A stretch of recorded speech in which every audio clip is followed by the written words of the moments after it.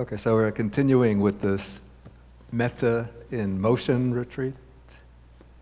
And Venerable Yo Min had asked me to give a talk on the Metta Sutta. This is known as the Discourse on Loving Kindness. And it's probably the most popular sutta in the Theravada Buddhist canon. And so in a country like Sri Lanka, almost as soon as a child born into a Buddhist family learns to talk, they'll be taught the Metta Sutta. And so they grow up learning to recite this Metta Sutta, the Discourse on Loving Kindness. And it has a very, very beautiful, euphonic character to it. And I was just searching for some good recording of a chanting of the Metta Sutta, and I found one on YouTube. You could look it up on your own. It's the Metta Sutta chanting by a Sri Lankan monk. I don't know him personally. His name is Bhante Indaratana. What I don't like is that it has a musical background to it. I like simple vocal chanting without a musical background, but his voice is very beautiful, and the sutta itself in the Pali, the sound is very beautiful. I could try chanting it in Pali if you want. My voice is not so good, but you'll be able to appreciate the melodic quality of the sutta. Shall I try it? Okay. And please excuse my voice, is a little bit like a croaking voice. Karaniyam matta kusalena yang tang santang padang abhisamecha sako jucha sujucha suvacho cha samudu anatimani Santu sakocha subarocha apakichocha salahukavuti Santindriyocha nipakocha apagabo kulesu annanukito nacha kudam samachare kinchi Yena vinyu pare upavadeyung Sukino va kemino hantu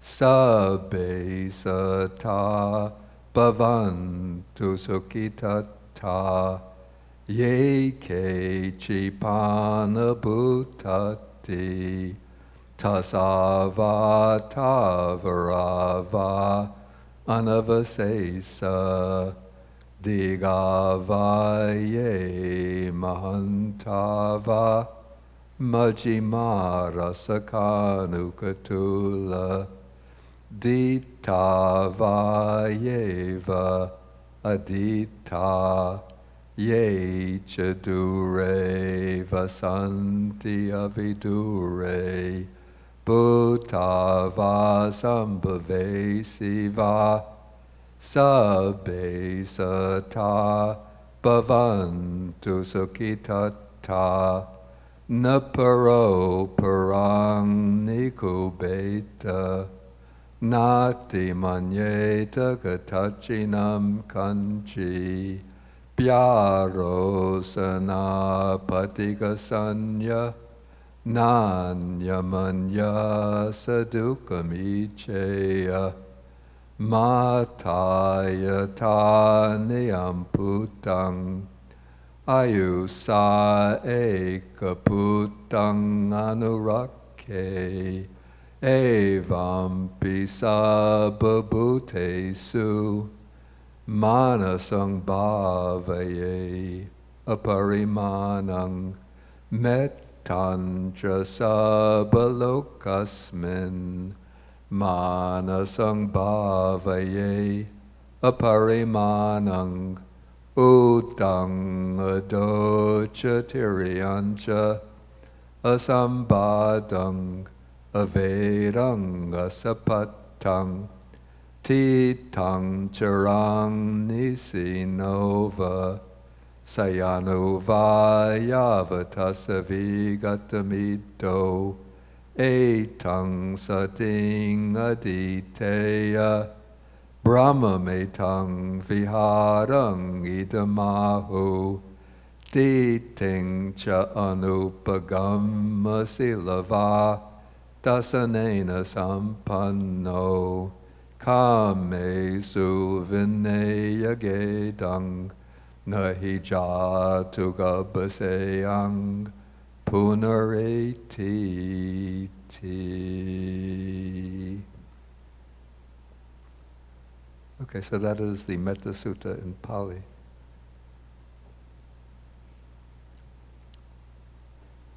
And so we'll be looking at the sutta line by line.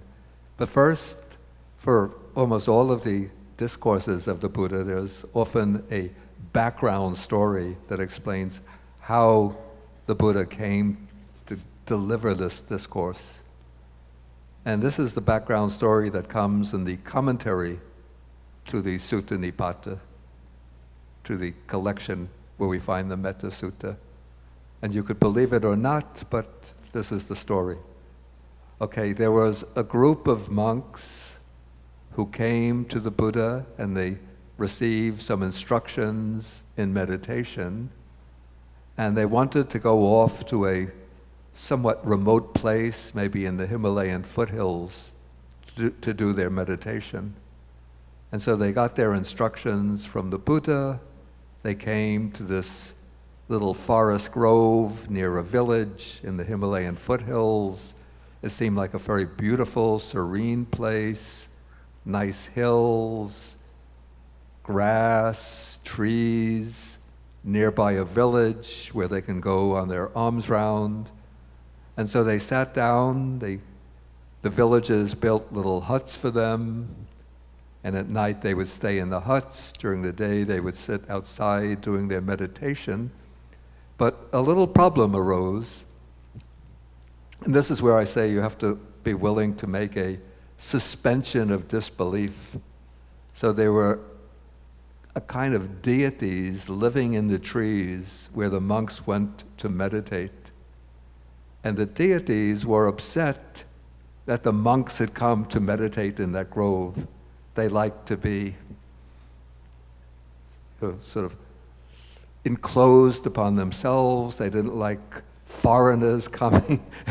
It's a little bit like, I have to say, like people in America who don't like the immigrants coming from other countries. How are they coming into our country? We have to get rid of them, get the ICE agents to catch them and expel them.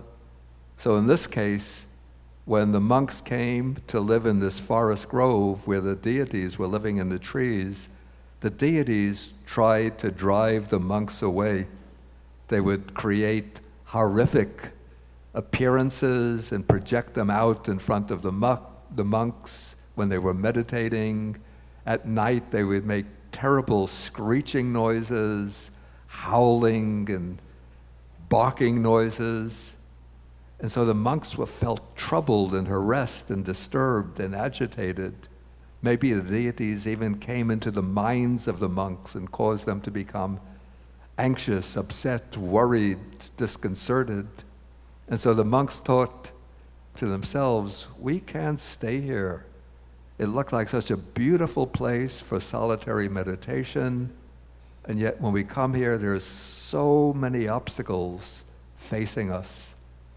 And so they decided to go back to the main monastery where the Buddha was living and register their complaint with the Buddha. And so they packed up their things, departed, and came back to the Jeta's Grove Monastery in Shravasti, where the Buddha was living.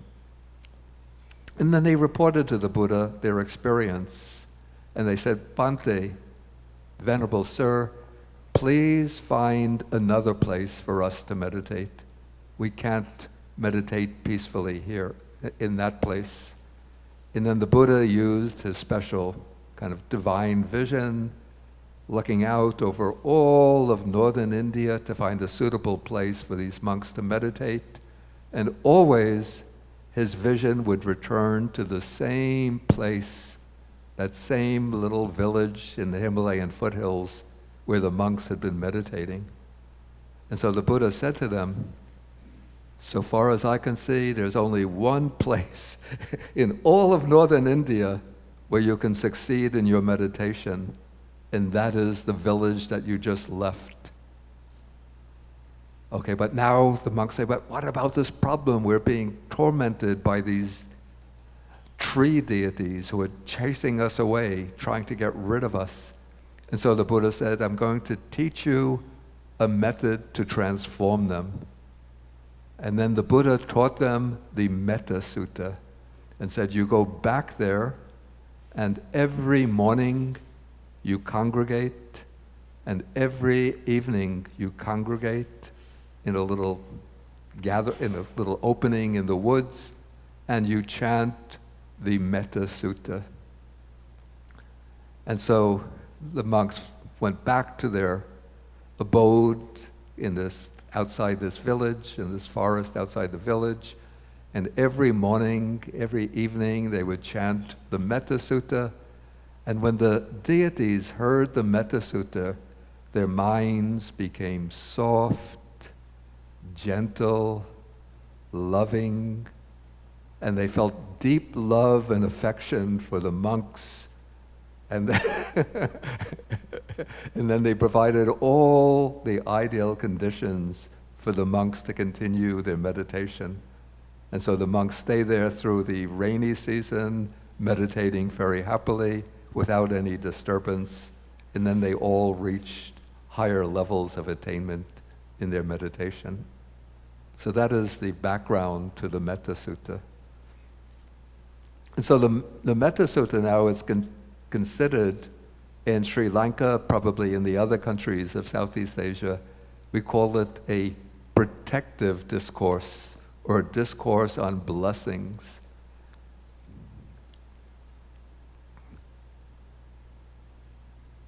And so generally probably in all the monasteries in Sri Lanka, it will be part of the regular recitation routine, the suttas that are recited on a daily basis.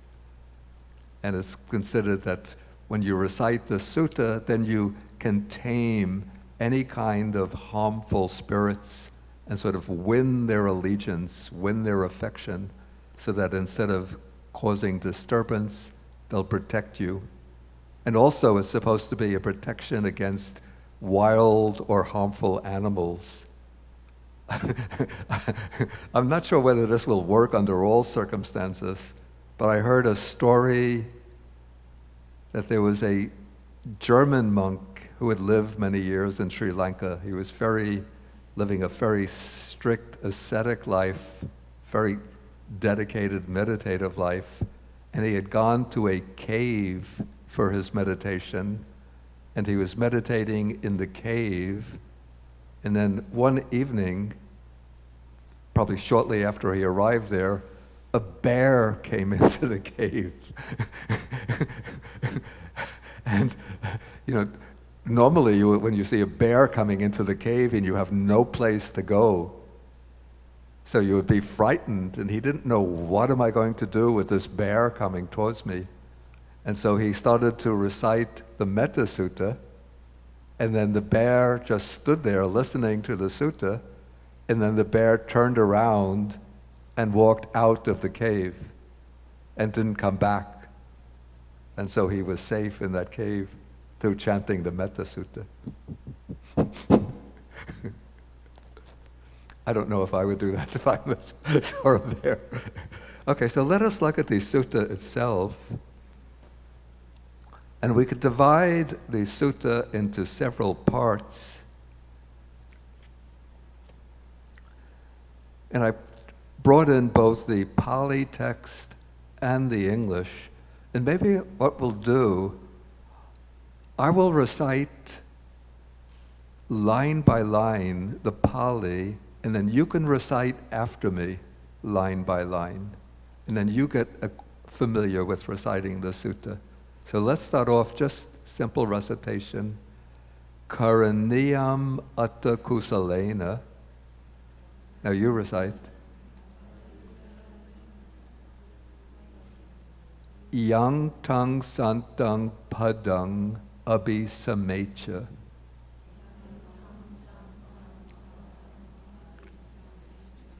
Okay, so the sutta begins with the word karaniyang, which means what should be done. And this is what should be done atta kusalena, by one who is skilled in the good. That is somebody who has some idea of the purpose or meaning of leading a spiritual life. Or we could say one who is aspiring for the highest goal of the Buddhist spiritual life, the realization of nirvana. And that's indicated by the next line, yang tang santang padang. So santang padang means a peaceful state. And that peaceful state is nirvana or nibbana. And abhisamecha means having made the breakthrough. And so this is one who wants to make that breakthrough to attain realization of that peaceful state, that state of liberation, nirvana or nibbana. So that is what should be done. Then we come the next line. Again, you recite after me. Sako uju cha suju cha.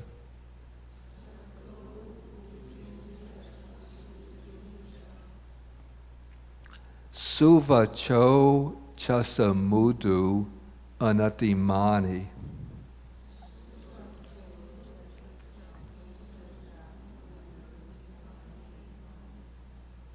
Okay, now the sutta is going to enumerate, before it comes to the actual meditation of loving kindness, it's going to enumerate some of the qualities that one should develop as a basis, a foundation, as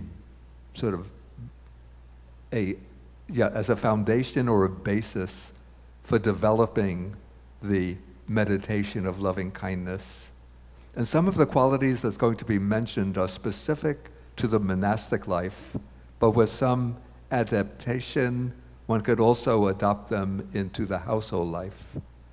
And so first, it says that one should be able or capable in fulfilling one's various duties. Then one should be uju. Uju means straight. And that can be taken to mean honest, straightforward, sincere. And suju is just an intensification of uju, very upright, very honest, completely sincere.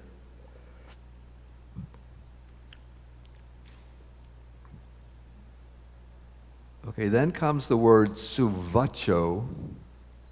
The word suvacho, it's sometimes mistranslated in some translations of the Metta Sutta by people who don't know the subtleties of Pali.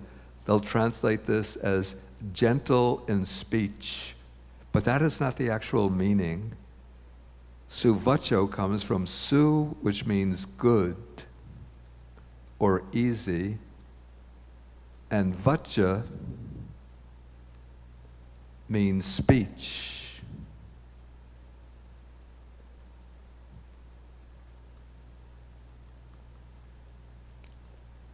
But the meaning of suvacho is not a good speaker, but rather one who is easy to speak to, one who is willing to accept suggestions or advice.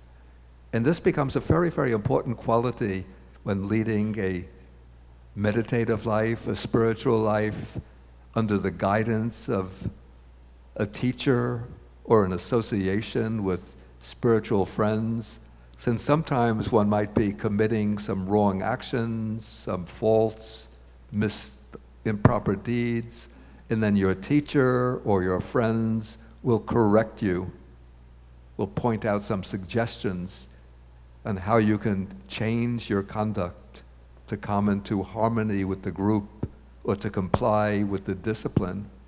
And sometimes if somebody has the opposite quality, it's called duvacho.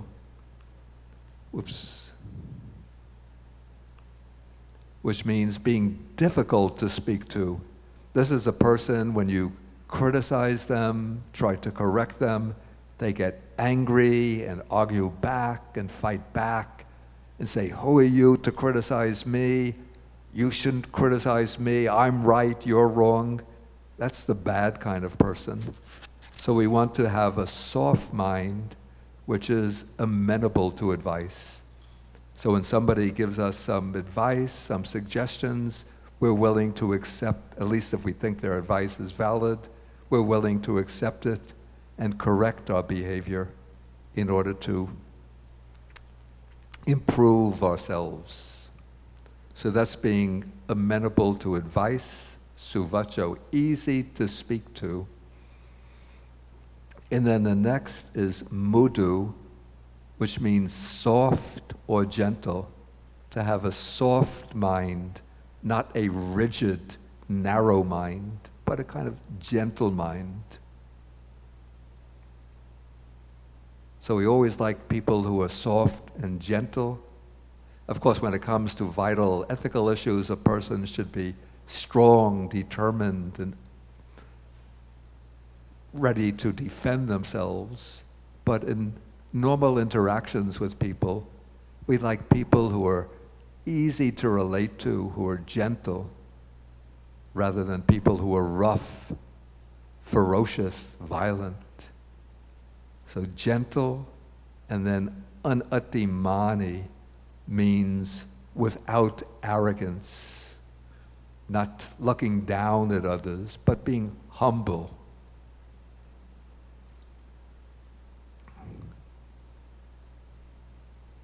Okay, then the next verse again continues enumerating these virtues. Again, we'll read it together in Pali. Santusakocha subarocha.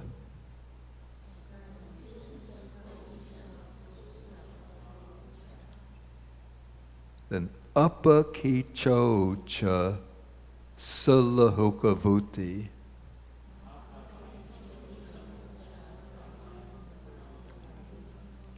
Yeah, I should explain that in Pali, the letter C is always pronounced like CH in English.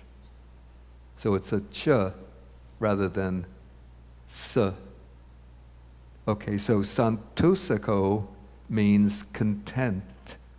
And this is referring especially to the monastic virtue of being content with little, not being demanding, needing a lot of material goods, but leading a very simple life, being content with basically with a simple room or hut in which to live, with enough robes to maintain oneself, with one's daily food, and when you get sick, having medicines. And so not demanding a lot of material goods, but living a simple life of contentment, of satisfaction. And that goes along with subaro, which means easy to maintain, easy to be supported, not making demands on others. And then to undertake, to devote oneself on a long-term basis to the meditation, one should be apakicho, that you have few obligations, few duties. Of course, this is difficult in the worldly life. Often you have to go to your job, perform family duties, but still you should try to at least cut down on some extraneous obligations to have time for your practice.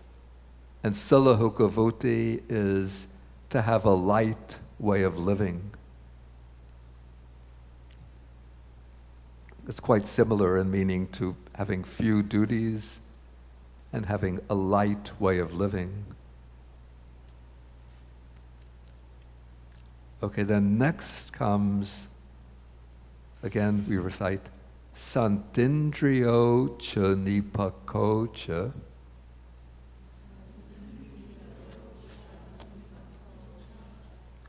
Appagabo kulesu anugido.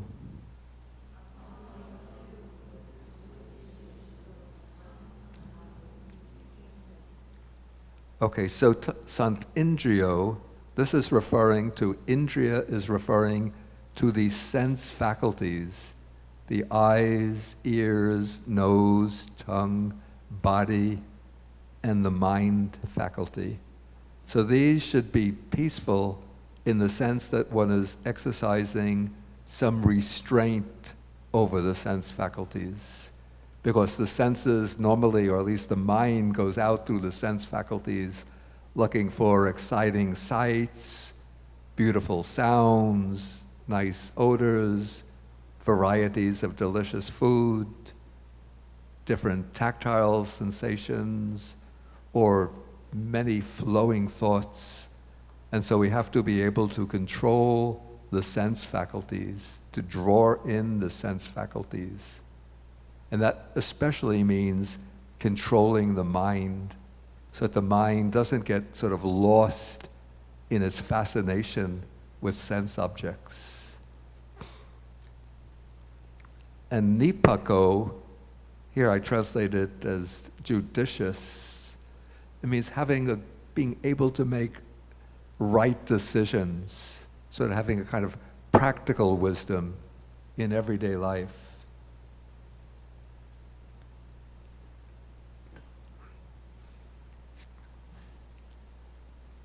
And then we come to appagabo, which I translate as being courteous. It's the opposite. Pagabo is being like impudent, being domineering, being aggressive in one's behavior. And then the opposite of that, the negation, is being not aggressive, not impudent, but courteous in one's relationships with others. And then the next quality that's mentioned, this is especially pertinent to the monastic life. So it said, kulesu ananugito. So this means not being greedy when amongst families, because monastics live in dependence upon the generosity of others.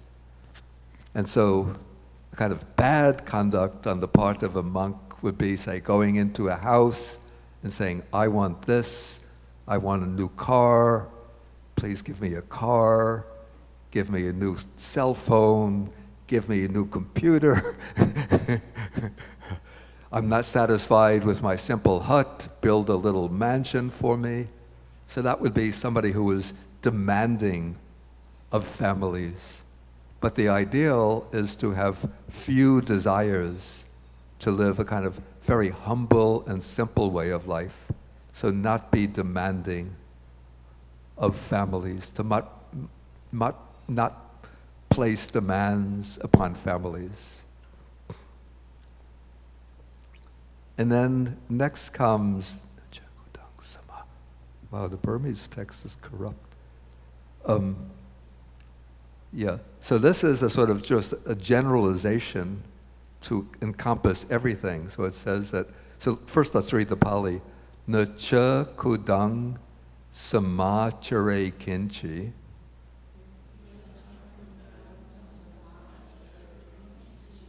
yena vinyu pare upavadeung.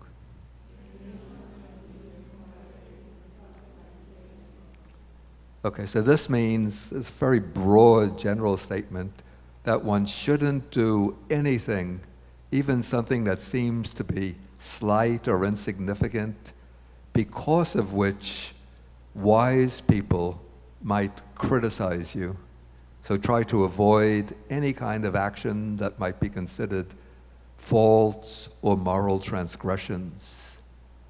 Okay, so all of these verses that we've covered, all of these lines lay out the basic foundation of virtues, which form the basis for developing the quality of loving kindness.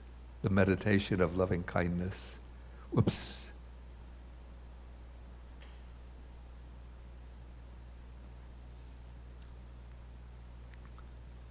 And then I've just brought in some other virtues from another sutta called the Mangala Sutta.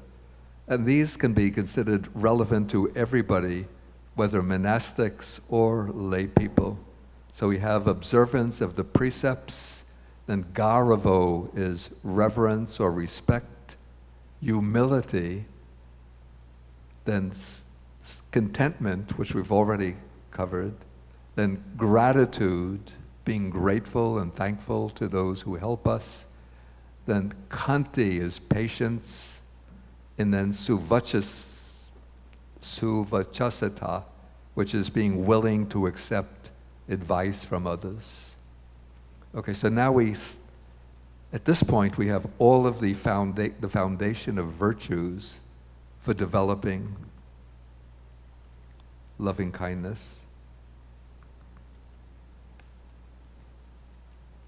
And now the next lines lay out the themes of meditation. And it seems to me that this meditation on loving kindness that's given in the Mett Sutta is intended for monastics who go into the forest to do the meditation. Because normally when we do the meditation of loving kindness, we focus on human beings, primarily human beings, and then move to other types of beings. But the Mett Sutta is speaking about other types of beings, not really focusing on human beings. But it starts off with a generalization. Okay, we'll recite it together in Pali. Sukhi no va, kami no hantu. Sabbe sata bhavantu sukhitata.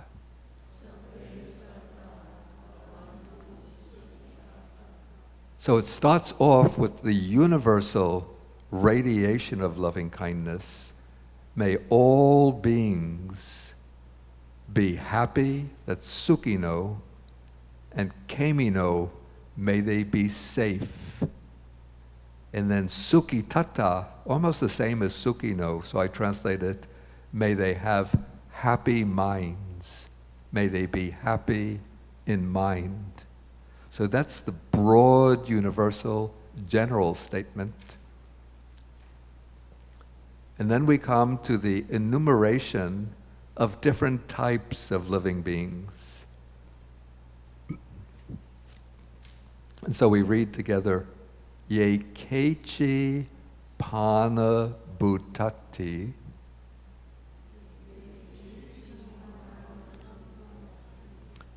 tasava tavarava anavasesa.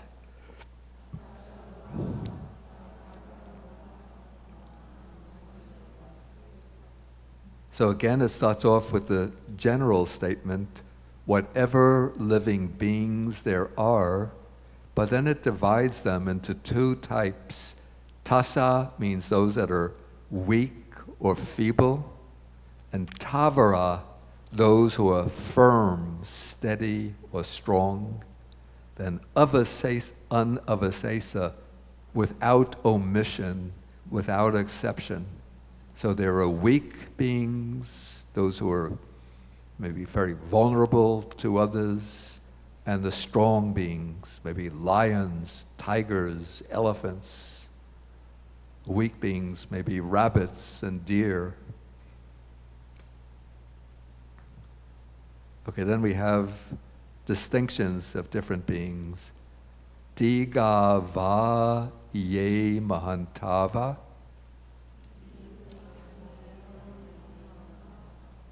Majjhima rasakanu katula.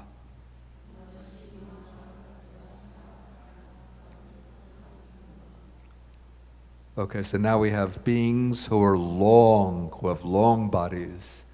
Maybe these would be certain kinds of snakes, because if the monk is going out to the forest to meditate, almost inevitably they're going to encounter snakes. So they have long bodies. And those Mahanta are those with huge, large bodies.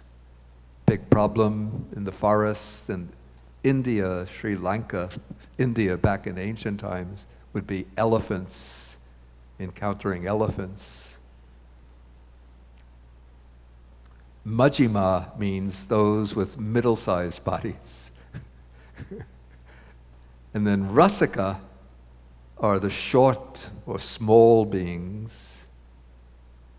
And then Anuka mean those with subtle bodies. I don't know, maybe these are spirit beings with bodies that we can't see. So the bodies are very subtle. And then Tula are gross, those with gross bodies.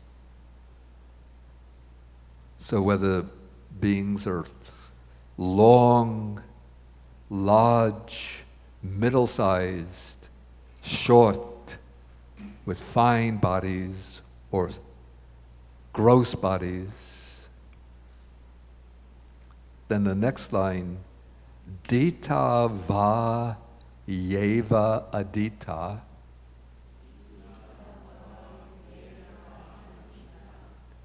Ye chadure vasanti avidure.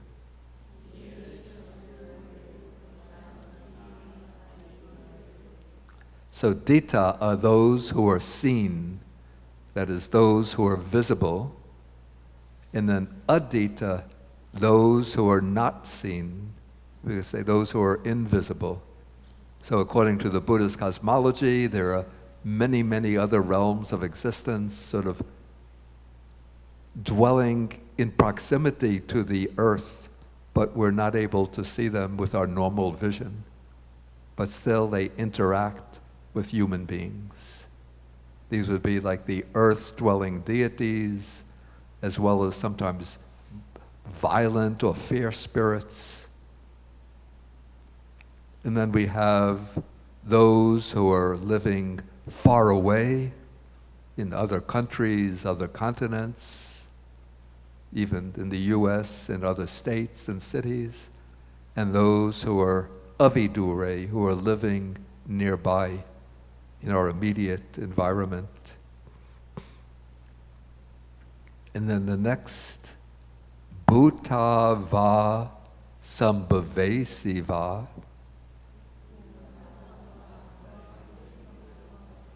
Sabbe sata bhavantu sukhitata.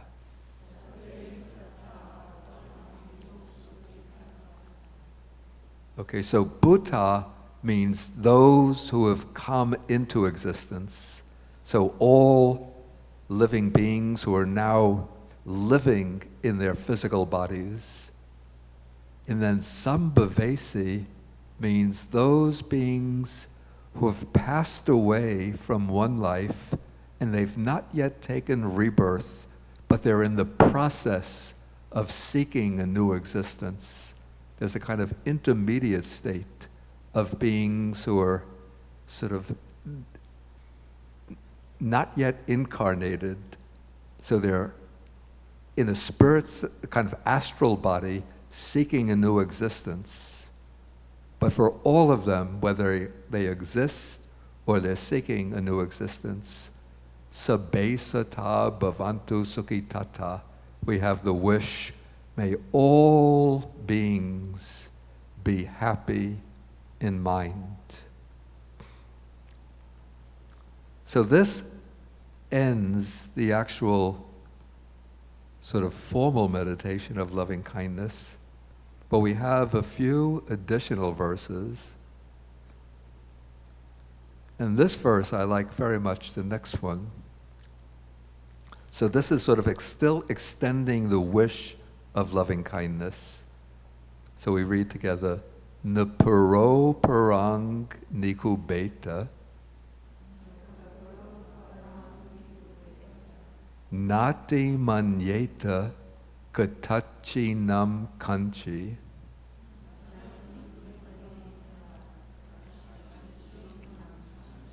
So now you generate that loving kindness, you formulate the wish may nobody deceive another. Like nobody engage in any kind of dishonest dealings with others.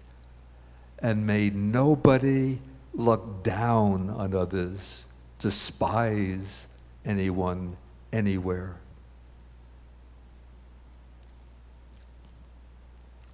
And then next, Vyarosana Patigasanya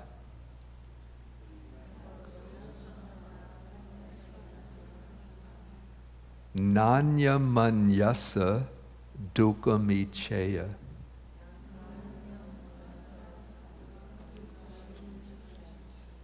And here you formulate the wish because of anger, that's Vyarosana, or because of thoughts of hatred, Patigasanya, may no one wish suffering for another. So you want all people to dwell together peacefully in harmony with each other.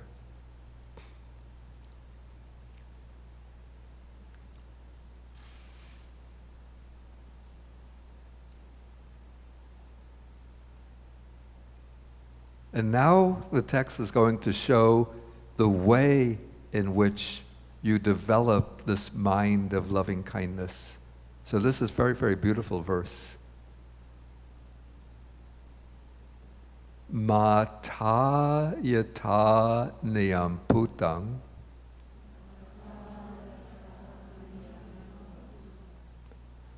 ayusa ekaputam anurake. Here we take all the lines together. Evampi sababhutesu manasang bhavaye aparimanang.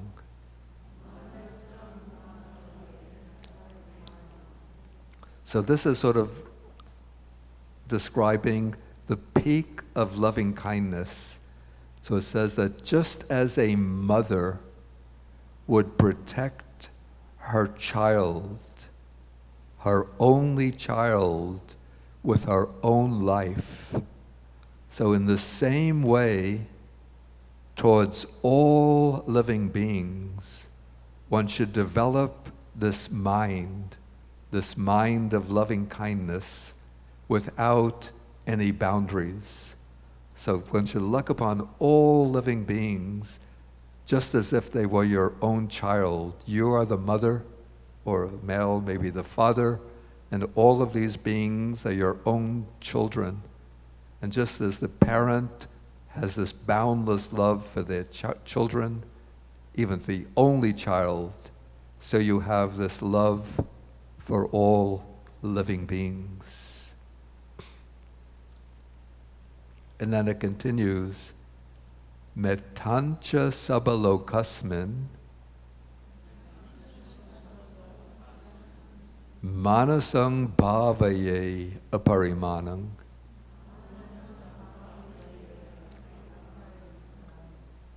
udang adocha tiriyancha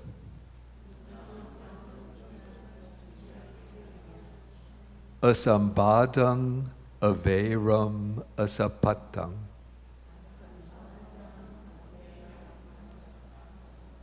So it continues to describe how you develop this mind of loving kindness.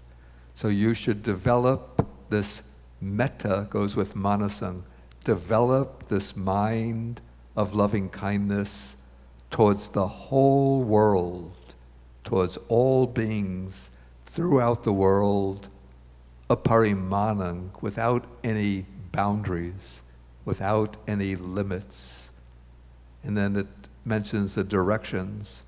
One sends it upwards, downward, and across in all directions without any confinement or limits, and without any feeling of enmity, without any feeling of having adversaries, without any hostility. Then it continues to describe how one should develop it. It says, Titang Churang Nisinova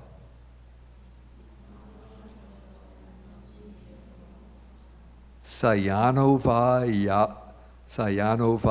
Yavatasa Vigatamido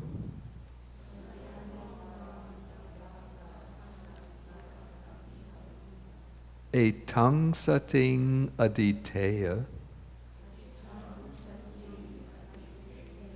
Brahmam Etang Viharam Idamahu.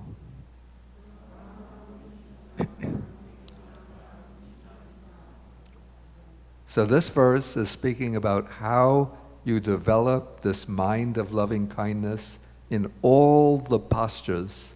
Usually we practice it when doing a sitting meditation, but you could also practice the loving kindness in other postures. So especially we can do it as a walking meditation.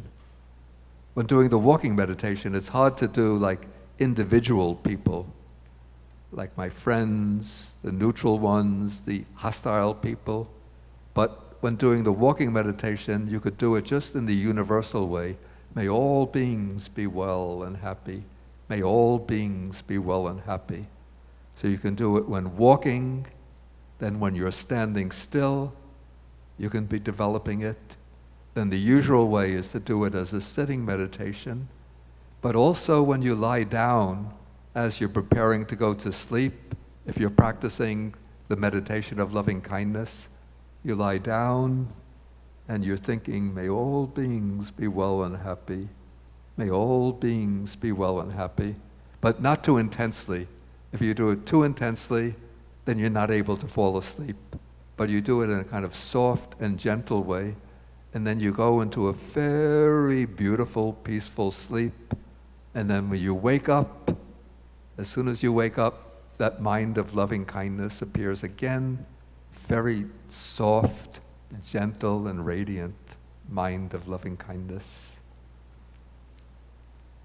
And then it says that one should resolve on this. It calls this loving kindness sati, which means a mindfulness. So this is a kind of mindfulness.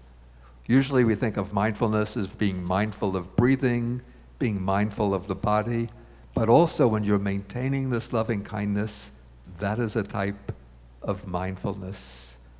And then it says that they call this Brahma Vihara. Brahma in ancient India is the God, the supreme God. And Vihara is a dwelling place. So this is the dwelling place of the supreme deity, Brahma. A little bit like the Christian idea that God is love. So when you develop this universal love, you are dwelling just the way Brahma, the supreme deity, dwells. Okay, the last verse is going to show how one transforms the loving kindness into a vehicle of liberation. Because the mind of loving kindness for Buddhism is not an end in itself, but it can become a platform for developing the insight that leads to liberation. And so now we read this verse together. Ditincha anupagama silava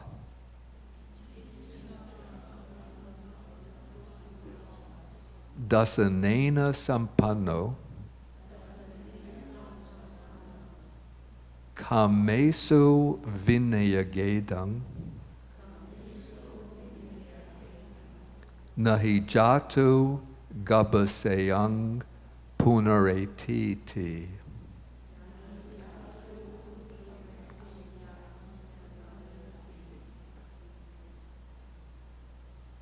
Okay, so now the meaning of these lines is a bit technical, and I'm not going to go into the technicalities of it, but these first two lines are showing the qualities possessed by one at the first stage of enlightenment, which is called the stream enterer, or sotapanna. So a sotapanna, a stream enterer, is one who has given up, who has eradicated the wrong view of a self, of a substantially existing self, and one whose life is governed by the sila, by the precepts. And so they are, in their conduct, they're possessed, their conduct always conforms to the precepts, and so they're virtuous in conduct. And they're dasanena sampanno, they're possessed or endowed with insight. So the stream enterer has gained this insight into the three characteristics: impermanence, suffering, non-self, into the Four Noble Truths. And then, based on their loving kindness, they continue to develop their insight to the point where they eliminate craving for sensual pleasures, or craving for sensual enjoyments. And with that eliminating the craving for sensual enjoyments, they reach the third of the four stages of liberation. Not yet the fourth stage. That's not being described here, but this is the third stage, the stage of it's called the stage of the non-returner. And the non-returner does not come back to the human realm of existence, but they're reborn into one of the divine realms, and they attain final liberation there. And so that's why it says, having removed craving for sensual pleasures, one does not come back to birth in the womb. But the non-returner is not yet fully liberated, but they take rebirth in the divine realms, and then from there they attain the final enlightenment and liberation. Okay, so I think this will do for our explanation of the Metta Sutta, and then we'll be taking a little break now, and then we will have the etiquette and the tea ceremony, I think. Okay, so I leave it to the Venerable to... Hi, Bhante. I think if you want to take some questions, because after this we're going to have the tea ceremony, and it's adjustable. Okay, so we leave some time for questions. Then. Yes, we have some questions, then we can go for a break, because the time after this is quite flexible. We have until 4:15, and we will discuss more on the Metta Sutta as well. So if you want, we can have some questions from participants and... Yeah.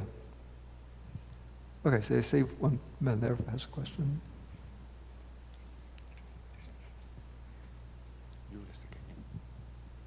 Hello. I have a technical question about the language Pali. And in the Buddha time, what language they spoke? And how was the teaching transmitted? How were the teaching transmitted in what language? I didn't quite... I mean, the texts that you read were in Pali. Yeah, it's Pali, yeah. In the Buddha time, what language did they spoke? Okay, so you mean, like, what language did the Buddha speak? Yeah, and how was it got to Pali? Okay, yeah. This is a rather complex question. So the traditional Theravadan view is that the Buddha spoke Pali, but that's not the view of contemporary scholars. But the Buddha traveled over different regions in northeast India, and probably their languages were very similar, but they were different, like dialectical variations on basic root language. And so the Buddha probably, when he was in the state of Magadha, he would have spoken in Magadhan. In the state of Kosala, he would have spoken in Kosalan. So they would have been similar languages, and Pali is considered to be a syncretic language, which combines features of the Magadhan language with features of a West Indian language. And so it's considered to be a syncretic language. But it would be very similar to the language that the Buddha spoke. So the texts that we have in Pali Yeah. are, I mean, my question, nothing was lost in translation over the generations? Wait, put the microphone. Nothing was lost in translation from the onset of Buddhism to, because it was written hundreds of years afterwards. Yeah. No, this is the way the text was written down and preserved in like the 3rd century BC.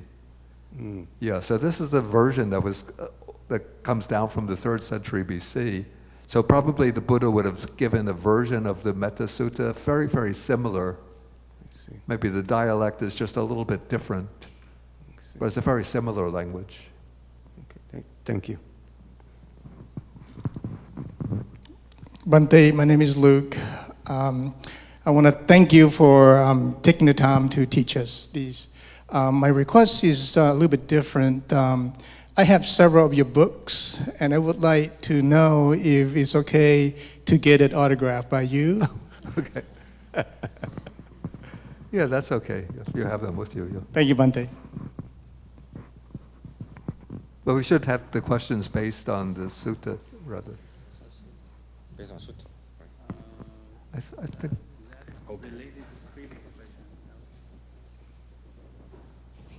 Okay, but that's thing about it. Yeah.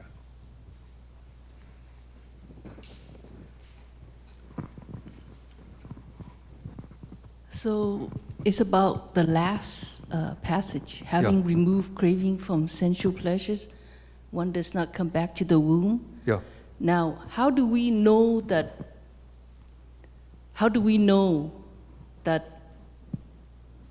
that is what has happened to us? Is it gradual process over the years, or Is it what? Like the having removed your cravings? Does that happen over the years, or can it happen quickly, or is that different for different individuals? Well, there's a gradual process, let's say, of weakening the craving. That's through what you cultivate over a long period of time, the gradual process of weakening.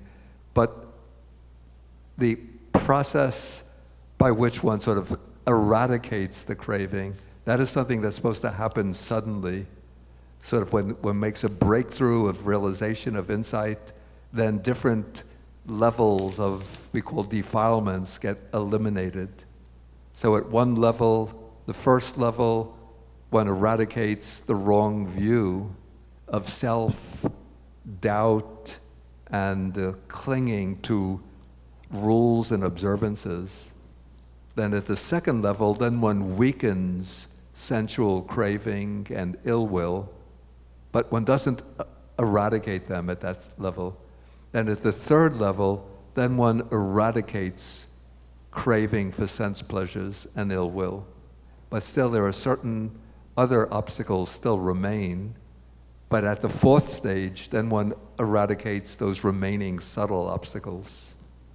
So is that through insight? Yeah, it's through developing insight to the point where it breaks through into what we call the world-transcending realization. And is that developed through meditation? Is that through meditation? Yes. Generally, it has to be done through meditation. Yeah. Thank you.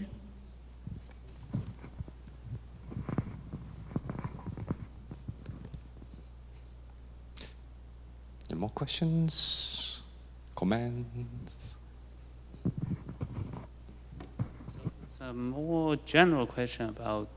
Please put the microphone close. Yeah. It's a more general question of a metta meditation.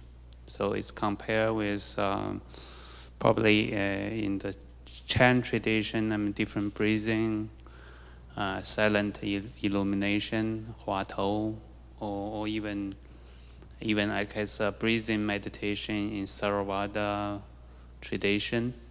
It sounds like it's somewhat different. The metta meditation is somewhat different than those traditions which you focus on your breathing, focus on hua tou, focus on contemplating something. Yeah. And this, how do you compare these two methods? I mean, what's the similarity? What's the differences?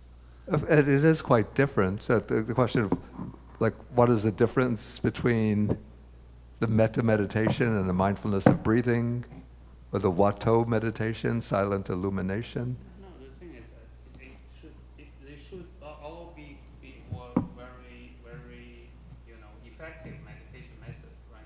I mean, Yeah, they're all effective, but the different meditation subjects have different purposes.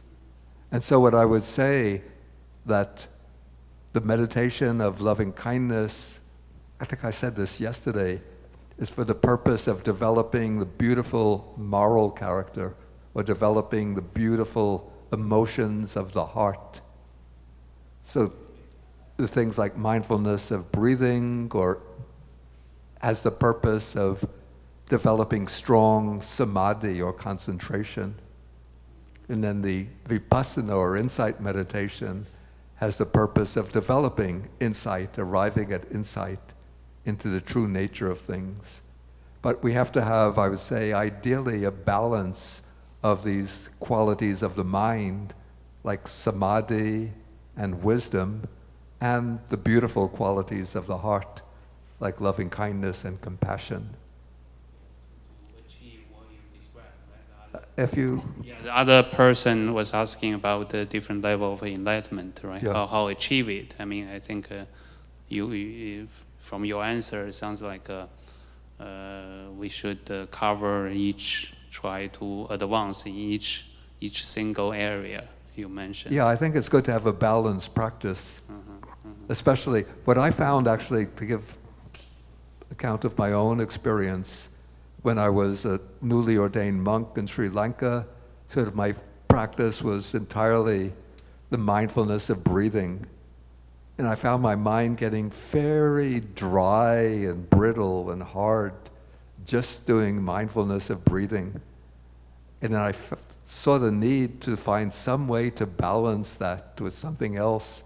And then I looked into, I had a copy of the Path of Purification, the English translation of the Visuddhimagga, and in that I found the instructions on the loving kindness meditation. And then I started to add that to my practice, and I found it really softened the mind and gave a very, very nice counterpart or balance to the mindfulness of breathing. And so through the years, I've used both of those. Back to the first question very quickly. I mean, it sounds like I read somewhere Pali language sounds like it's very formal language. So you do not, it doesn't have a language of you go to a barber, or you eat, how to order lunch in the Pali language. But on the contrary, somebody was saying it's very easy to do everyday things in Sanskrit. And so how do you, I think the key is, I think the other fellow students was kind of asking, where do we get the true speaking of a Buddha, right? I mean, so in that sense, it sounds like Pali is more written language rather than spoken everyday language. Is that true in your opinion, and what's your observations? I think if you know the names of the different food items, you could go to a restaurant and order food in Pali. Yeah, there are, like, especially in the Vinaya, the discipline mentions it has the Pali names for many different food items. So with that knowledge, you will be able to order or to request many different food items. Yeah, it was used. I mean, it's based on Northeast Indian languages, and so the words would be very, very similar to those that were used in the state of Magadha in the Buddha's time. Yeah, okay, we'll take one more question, then I think we'll have to break, yeah. Can you hear me? Oh, Yeah. there it is. If there's a kind of a paradox that's kind of imbued into the sutta here, if we're kind of like the end goal is to try to remove material craving and kind of sensual pleasure, how do we kind of make that copacetic with wishing love and kindness spatio-temporally? I didn't quite catch. If kind of the, I guess the ask of the Metta Sutta is to allow for all beings to feel safe, Yeah. loved, Yeah. and imbued with kindness here Yeah. and now. Yeah. How do we reconcile that with our own, I guess, petition to kind of transcend that idea of sensual safety, material, They're that not- bind us here and yeah, now? they're not incompatible, since one is wishing with sort of from the heart, one wishes for the well-being, happiness, and safety of all beings. But even that state of boundless love that develops through the practice of metta, for Buddhism, it's not the final goal. So the final goal is to break the bonds that keep us tied to what's called samsara, the cycle of repeated birth and death. And so one develops that mind of loving kindness, and then on that basis, one can proceed to develop insight into the real nature of things. And it's that insight that breaks the bonds and culminates in liberation. Tomorrow I'll go into a sutta that shows the relationship between the development of loving kindness and the development of insight. Okay, I think we should take a break now, and then we'll come for the... Yeah, please. Thank you. Shall conclude.